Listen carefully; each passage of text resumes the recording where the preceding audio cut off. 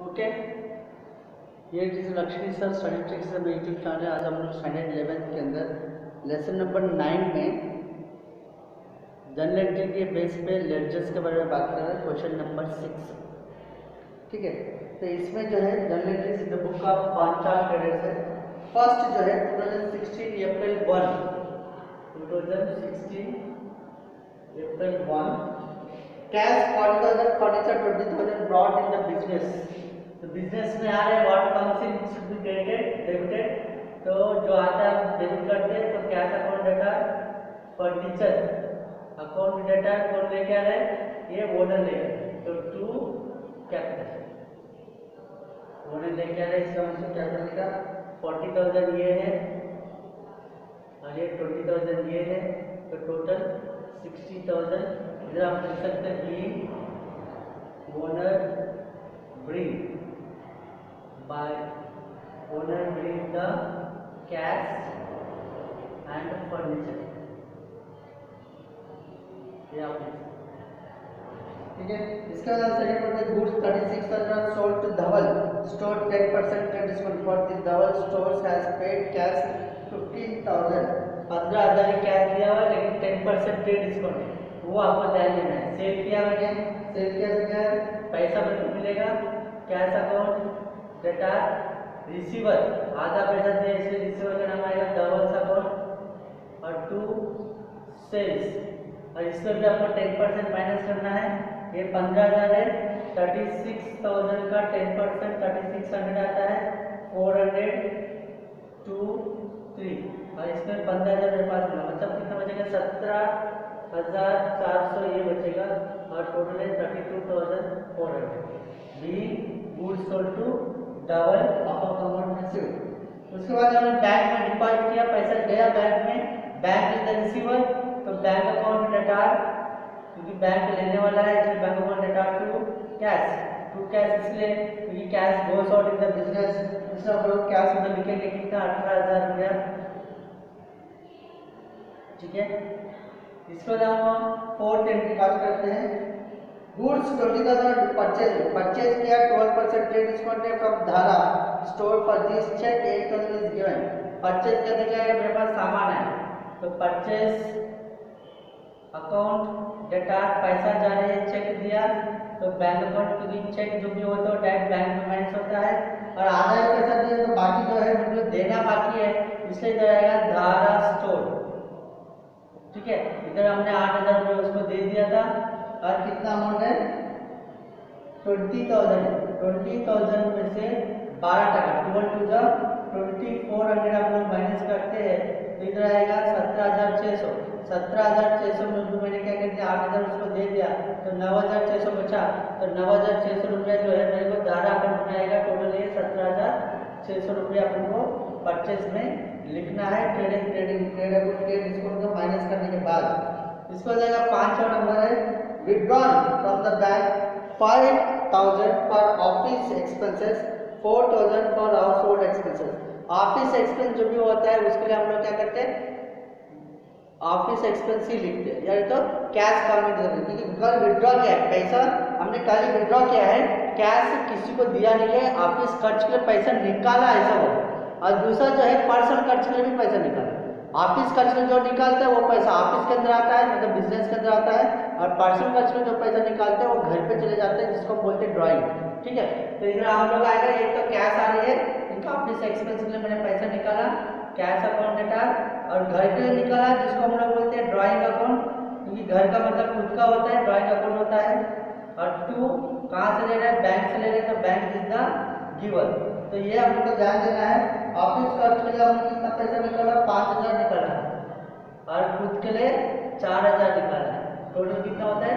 9,000 रुपये इधर हम लोग लिखेंगे और बिलिंग लिखेंगे। इसके बाद 7वां नंबर है ऑफिस एक्सपेंसेस पेड। अभी हमने इधर पैसा निकाला ऑफिस के लिए, और इसमें से ऑफिस खर्च के लिए मैंने पैसा खर्च किया है, तो मेरे लिए एक्सपेंस होता है। तो office expenses account debtor to cash, क्योंकि मेरे पास कैश था, हमने कल ही निकाल दिए थे, तो वो कैश मैं इधर उनको पे कर रहा हूँ 2200 रुपये, ठीक है। इसके बाद क्या आएगा? Against the due support 830 paid 4,800 in cash for final settlement to Jayesh भाई। जयेश भाई को 4,830 रुपया मुझे देना बाकी था। मैंने क्या किया, उसके साथ सेटलमेंट किया और 4,800 रुपया ही कैश उसको दिया है। तो मेरे से कैश जा रही है, इसके पास जा रही है, जयेश पास के पास जा रही है। तो 8 तारीख है जयेश भाई, जैसे कि जयेश भाई इधर रिसीवर है, जयेश भाई अकाउंट में कैश में जा रही है और कैश साथ साथ में हमारा ये जो फायदा जो रही है क्या हो रही है, डिस्काउंट, क्योंकि मैं कम पैसा दे रहा हूँ, कितना 30 रुपया कम दे रहा हूँ, तो डिस्काउंट रिसीव इधर आएगा क्योंकि मेरे को डिस्काउंट मिल रही है, इसलिए ये मेरे लिए इनकम होता है। तो ये हो गया 4,830 रुपया, इधर आएगा 4,800 और इधर आएगा 30 रुपया, ठीक है। ये हो गया मेरा 8। इसके बाद अगर नफा हम लोग बात करते हैं, due to the fire in godown goods 3,200 is burn by fire. 3,200 रुपए का आग लगने की वजह से सामान क्या हो गया, जल गया। जलने के बाद इंश्योरेंस कंपनी ने इसका 2,600 रुपया पे करने के तैयार हो गया है। मतलब इंश्योरेंस प्रीमियम के द्वारा मेरे को 2,600 रुपया कौन दे रहा है, इंश्योरेंस कंपनी दे रही है, देने वाला है ऐसा। तो इंश्योरेंस कंपनी देने वाला है मतलब विल बिकम ए डेप्टार, जो भी मेरे को पैसा देने वाला होता है उसको हम लोग डेप्टार्स बोलते हैं। तो इंश्योरेंस कंपनी मेरे लिए डेप्टार होता है, तो हम लोग इंश्योरेंस कंपनी को डेबिट करते हैं, इंश्योरेंस कंपनी अकाउंट डेटा। और बाकी क्या होता है, मेरे को लॉस होता है, लॉस ड्यू टू फायर। और टू में क्या करेंगे, ये सामान का पार्ट जल गया मतलब बिजनेस से चले गया। बिजनेस में से जो अदर सेल्स होता है, मतलब सेल्स के अलावा कोई दूसरा तरीके से अगर सामान चले जाता है, जिसको हम लोग क्या बोलते हैं, परचेज बोलते हैं। इधर मेरे को आया क्या, टू परचेज,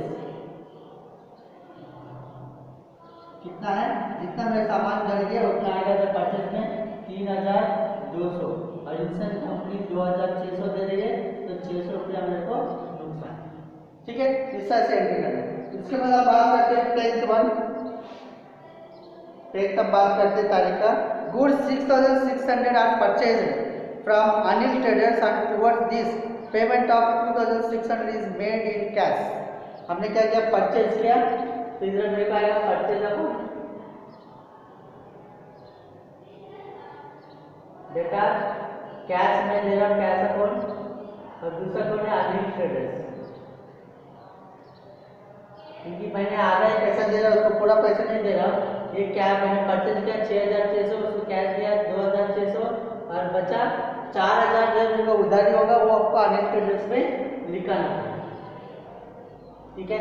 इसके बाद है 12 पेड 4,800 फॉर शॉप रेंट और 6,000 फॉर हाउस रेंट। इधर में दिया हाउस रेंट, हाउस रेंट मतलब खुद का होता है जिसको हम लोग ड्राइंग बोलते हैं, और दूसरा है शॉप रेंट है जिसको बिजनेस एक्सपेंस बोलते हैं। तो दोनों वापस आ गया, तो हम लोग लिखेंगे शॉप रेंट अकाउंट डेटा, और खुद के लिए घर के लिए जो होता है उसके लिए हम लोग लिखेंगे ड्राइंग अकाउंट लिखेंगे, और दूसरा जो है हमने क्या किया, पे किया तो कैश जाएगा, तो कैश अकाउंट हम लोग लिखेंगे, चेक तो दिया नहीं है इधर।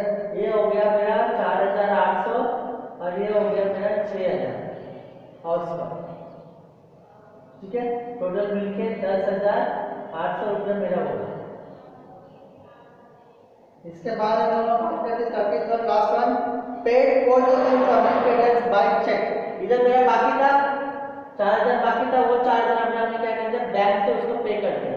तो अनिल का उधर क्रेडिट का क्या हो जाएगा, डेबिट हो जाएगा। Anil traders account is the receiver, कौन है ये, रिसीवर है पैसा, तो टू चेक दे रहा हूँ इसलिए ये पैसा मेरे को बैंक में जाएगा, तो टू बैंक होगा। अमाउंट कितना 4,000 बाकी था, 4,000 पूरा पैसा उसको मैंने दे दिया, ठीक है।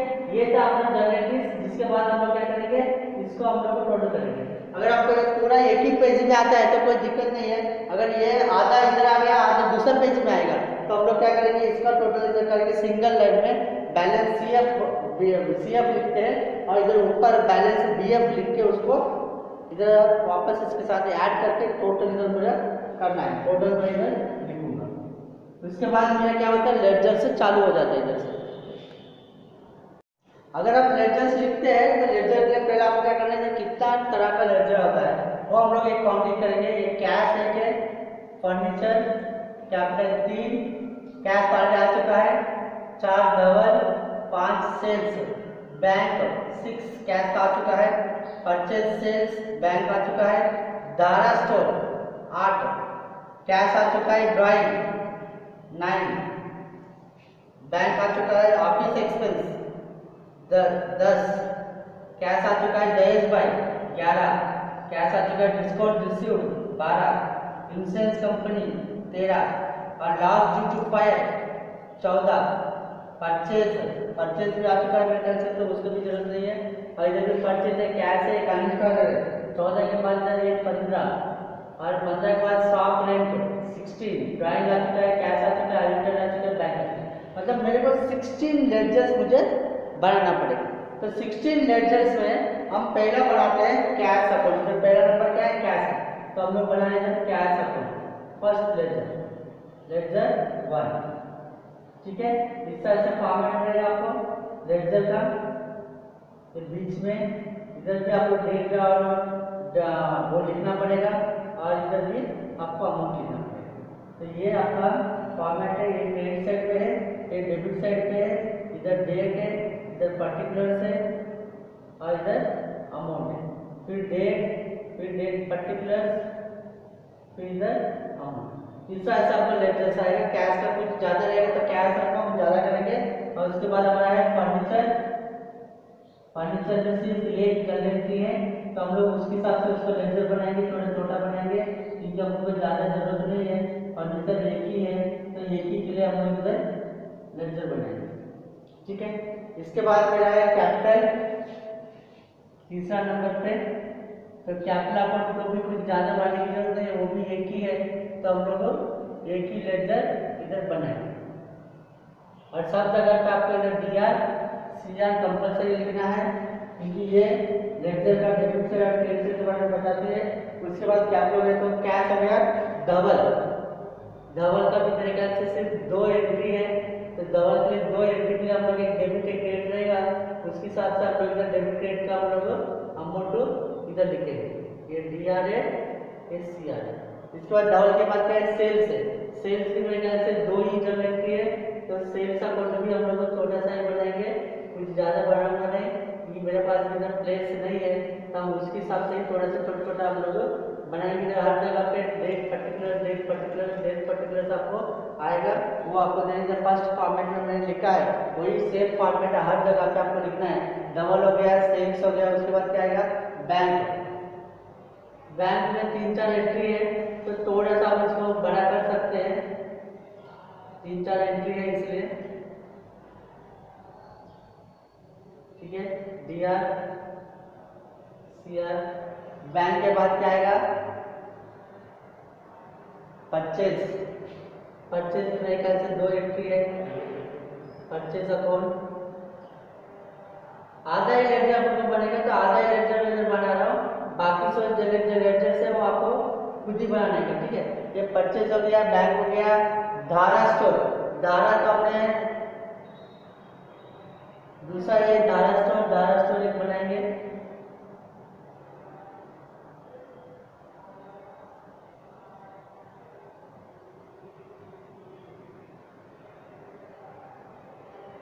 ठीक है।